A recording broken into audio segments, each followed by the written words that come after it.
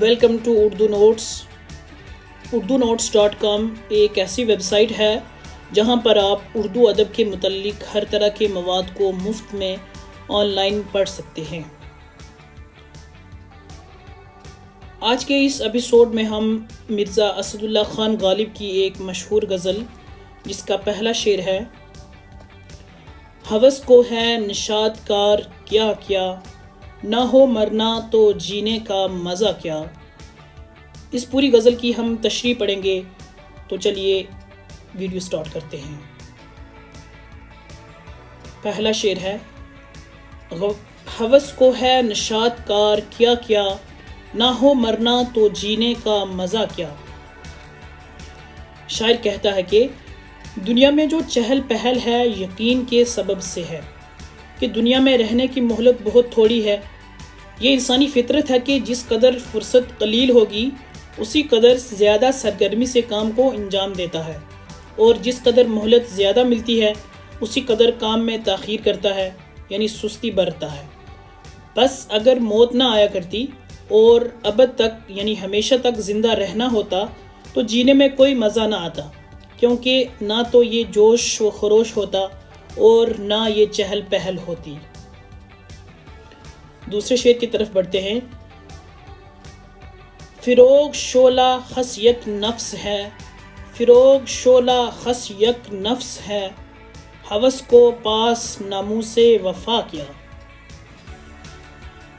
اس شعر میں شاعر کہتا ہے کہ اہل ہوس کی محبت تنکے کے شعلے کی طرح ہے کہ دم بھر سے زیادہ روشن نہیں رہ سکتا۔ بھلا ایسے لوگوں کو وفا کی عزت کا کیا پاس ہوگا؟ دوسرے لفظوں میں یوں کہیے کہ رقیب یعنی دشمن کی محبت، رقیب کی محبت صرف 4 دن کی ہے۔ اپنے محبوب کو یہ صلاح دے رہا ہے کہ اس پر بھروسہ نہیں کرنا چاہیے، یہ وفا کی قدر کہاں کر سکتا ہے۔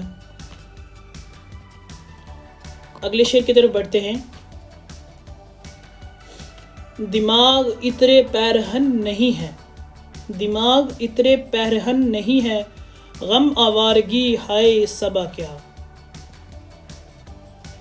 اس شعر میں شاعر کہتا ہے کہ اگر صبا پیرہن محبوب کی خوشبو کو 4 سو پریشان کرتی پھرتی ہے تو ہمیں اس کا غم نہیں ہے۔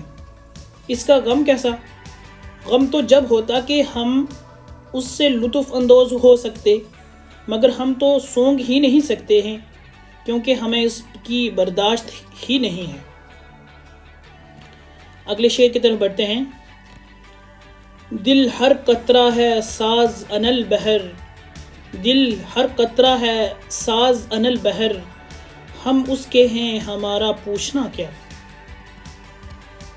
اس شعر میں شاعر کہتا ہے کہ ہر قطرے کے ساز دل سے انل بہر کا نغمہ نکل رہا ہے۔ میں سمندر ہوں کا گویا گیت گا رہا ہے۔ انل بہر کا مطلب ہوا میں سمندر ہوں۔ قطرہ اگرچہ بہت چھوٹا ہوتا ہے لیکن جب دریا میں ملتا ہے تو دریا بن جاتا ہے، اس کی طرح ہر قطرہ دریا ہونے کا دعویٰ کر رہا ہے۔ اسی طرح ہم بھی اس بحر بے کراں کے جز ہیں، لہٰذا قطرے کی مانند ہم بھی ان الحق یعنی میں خدا ہوں کے مدعی ہیں۔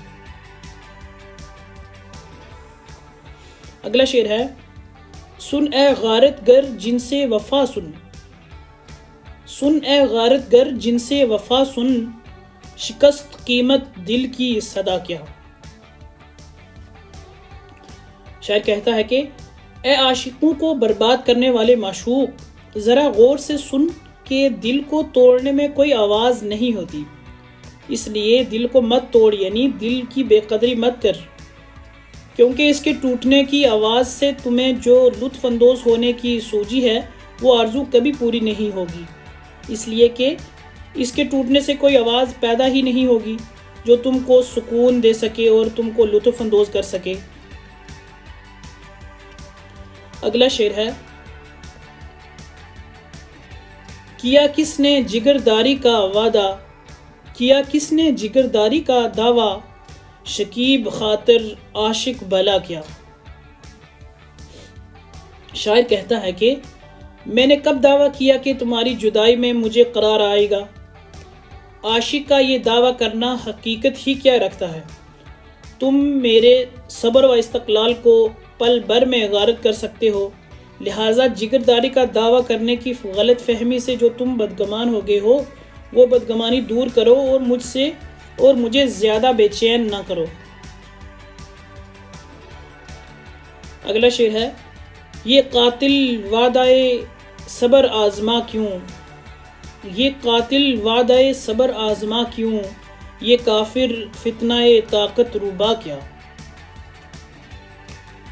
شاعر کہتا ہے کہ اے قاتل محبوب، تو یہ صبر آزما وعدہ مجھ سے کیوں کرتا ہے؟